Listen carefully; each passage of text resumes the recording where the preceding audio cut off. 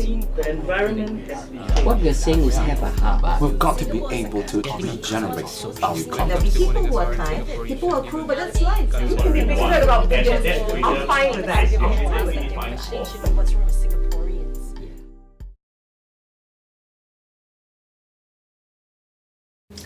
Welcome back.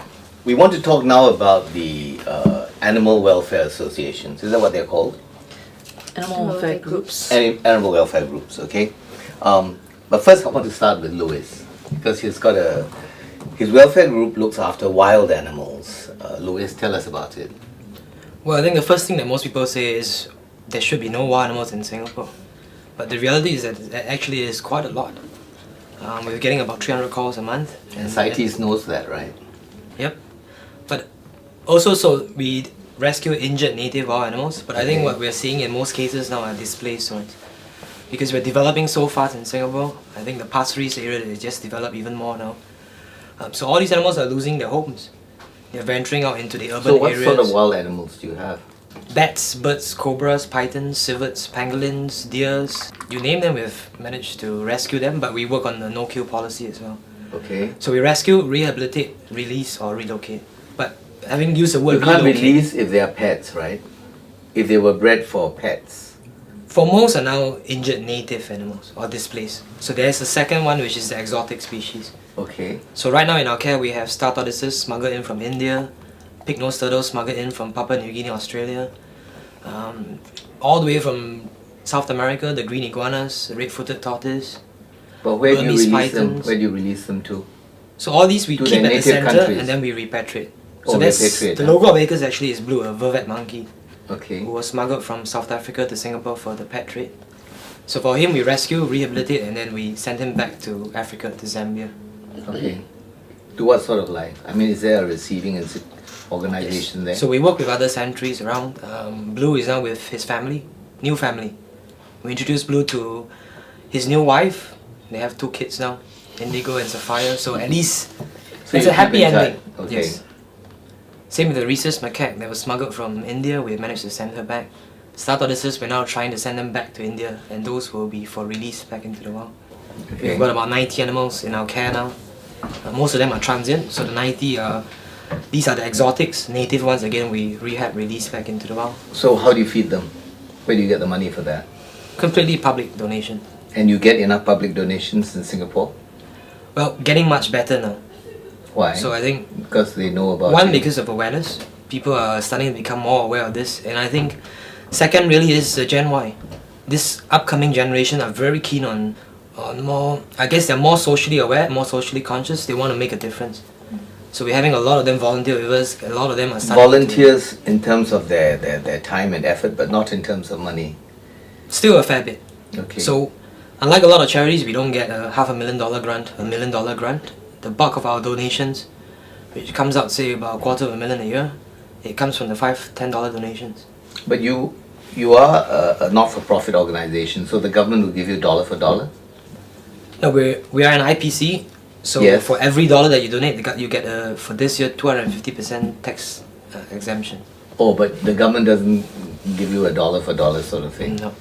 But it's still a positive message. I think cat welfare has now got IPC status as well. Okay. Because if the government keeps giving the animal welfare groups IPC status, it really means that they get less tax dollars. And I think again that's a very big step forward that the government is now starting to realize that this animal welfare is a benefit to our society. Yes. Yep. I want to talk about cats because poor Phyllis is here. She's a cat lover, and all we've been talking about are dogs. So tell us about your society, the Cat Welfare Society. We are happy that we got our IPC status in March this year. So we're looking forward to more funds coming in. Currently for fundraising, previously for fundraising we only do through like flea market sales. Donations is not much, doesn't make much of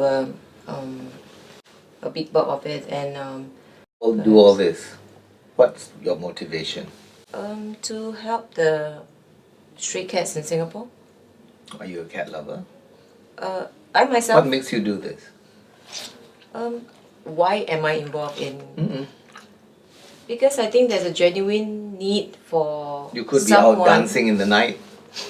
Oh yeah, I do that too when I was younger. I didn't miss my childhood or my adult life, but I think there's a genuine need for someone to speak up, and for these animals, I mean, they are voiceless and they are not getting a lot of help from our government or even people among us, because maybe there's a ignorance from lack of knowledge or info, or maybe just lack of resources. So someone needs to come up and, you know, help in whatever they could, or I mean, I think helping whatever I can.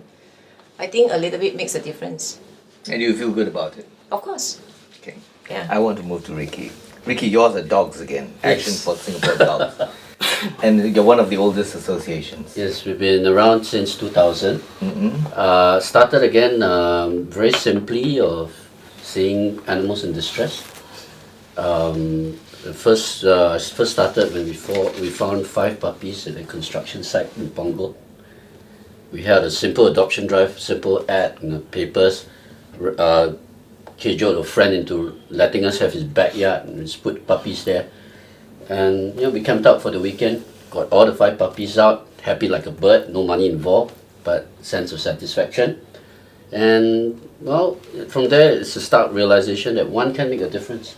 And how many people do you have in your association now? Right now we're still having a core of about 10 to 20 people. Okay. How much money do you need a year? I need $40,000 a month. A month? A month. And do you manage to raise that? Yes, we do. From? Well, it's just from donations, calendar sales, sustainability plans. Private donations or corporate donations? Oh, it's all private donations, yeah. And again, it's from the $5, $10 kind of donations. Okay. We chug along. We've been doing that for... Do you have IPC status? No, we don't. We're trying to apply for charity status this year. We're a little bit Okay. behind on that. But Okay. I'm really heartened to hear about this. So, Yeah. Now focus always on the street dogs, where really, literally, back then, they really didn't stand a chance, you know. AVA and the other people were just culling them like crazy. So we came in, we started with a no-kill policy also, and we managed, and thankful to say we managed to sustain this kind of philosophy and policy over all these years, and we're still going on. Okay. Eunice, tell us, what is this Agency for Animal Welfare Singapore? And is this a recent association? This is a recent startup from 2012, but we officially started operations in February 2013 with our participation in organizing our Singapore Conversation for Pet Keepers. We focus mainly on mediation for pet-related disputes between neighbors in HDB flats, because we feel that sometimes pet keepers get into pet keeping without prior preparations, and they need that support on the side to learn how to keep their pets well, because there are those who keep pets because they actually love them but they don't know how to handle them. And those who are more aware, they go to folks like Ricky for training. But those who are not aware, the aunties and uncles who are not educated, do not have private transport, they would need people to come to them to help them to understand how to manage their pet, so that they do not get into disputes with their neighbors. So you help pet owners rather than pets? We help both. It's actually a silent rescue of the pets under their care, because if not, then these animals would end up being evicted as part of policy because of complaints. Once a government agency receives a complaint, they have to act on it. And in the past, it has been whereby when complaints come in, the officers offer advice, and if it keeps happening again, the complaints keep coming in, they have to tell the owner of the HDB flat, you need to remove this animal. I don't care how, but remove the animal. And part of it has gone into abandonment of animals on the streets. Okay. And now we move to save our street dogs. And can you tell us what you do? Okay, May? we started in 2011. So it was more of like a bunch of animal lovers doing our own things. Like before I even joined SOSD, I've been feeding. Yeah, and then I just got pulled into it, and then I've been there ever since. So we got our charity status this year, and we are working towards IPC. So basically, we've grown quite a bit. And How many people do you have helping you? the management committee is probably about 14, 15 people. And then Is that large by welfare associations? It's quite, yeah, because we handle different areas. Okay. Yeah, and for kennel side, we already have like probably 120, 130 people. Doing what? They walk the dogs. We have like 4 pet walks every. How many dogs do you have? About 50 at the kennel, and we are max 50. And you get enough donations? So far so good. Okay. Yeah, because we have got like high profile rescues like Bessie. When I got her, she was. Yes, tell us about Betty. Yeah, Bessie. She looks good now. She has like fur and she looks like a normal dog now. So when I got a call, I was out with my friends. I still have a life. So I was out with my friends and I received a call on my phone that they found a dog. Somebody found a dog somewhere, just random public. So it was near my place. So I was going home. I was like, we cannot take in. So I was going home and it was a right turn to my house and left turn to her. So my mind is like go home, but my arm just turned and I saw her. She had not much fur and she was just skin and bones and she really stank. And she stank really quite badly.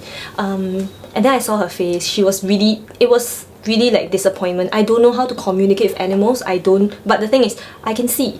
And you were not helping animals before this? I was. You were, okay. Yeah, I was in SOS. I'm still in SOS team. Alright. Yeah, so I saw her and I just made a call and just pulled her out of my car.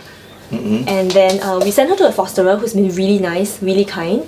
Yeah, and she's back now. She's 8. Yeah, and she still looks happy. She looks much happier now. No, what sort of care did you have to do to rehabilitate her? Basically, her personality was fine. She's fine all the way, but she had she has skin issues. She has a tumor. She was abandoned. That's what I believe, yes. Because East Coast area, Okay. it's a lot of landed property, landed homes. And you say she had a tumor? Where? Yeah, it's at the bottom, just at the chest area. It's quite big. It's probably like my palm size. And it's been removed? Not yet, because she had very bad skin, very bad bowels, and yeah. So we wanted to bring her back first. Now she has pus on her paws and something, so she has to go back and just really frequent. So how long has this taken? About 2-3 months. Okay. And then you have another friend as well, right? Yeah, Katie. Katie, we had to move her out because she was very frisky, but we'll bring her back now. Yeah. Yeah, sure. Thank you. I'm gonna go again. So this is Katie. She was rescued by my fellow rescuer in Tuas factory. Yeah, when we got to her, she just looked like that. Her paw, was broken, and It's broken, isn't it? yeah.